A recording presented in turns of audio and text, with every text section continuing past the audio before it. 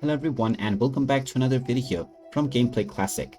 In this video, I'm going to show you how to change the graphic settings within the Resident Evil 2 game. So let's get started right away. First of all, open up the Resident Evil 2 game on your device.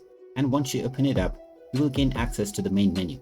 From here, in order to change the graphic settings, go ahead and click on Options. Now in the Options menu, you can click on Display. In order to change the simple display options, including the brightness, display area, as well as other game HUD options. In order to change your advanced graphics settings, click on the graphics menu at the left side, and now you can choose from presets.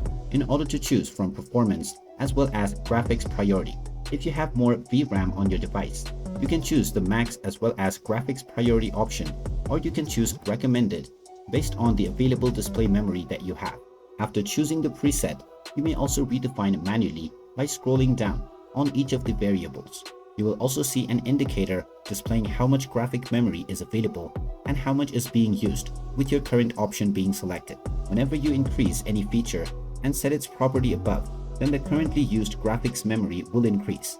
So make sure that you are setting up your graphic settings while paying attention to how much display memory that you have.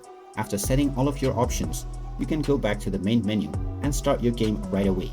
And now this graphic settings will be applied to your game immediately. And there you have it. That is how easy it is to change your graphic settings within the Resident Evil 2 game. If you find this video helpful, make sure you hit that like button and subscribe to our channel if you haven't done so already. Also ring that notification bell to never miss another update from us. Thank you for watching and I will see you again in the next video.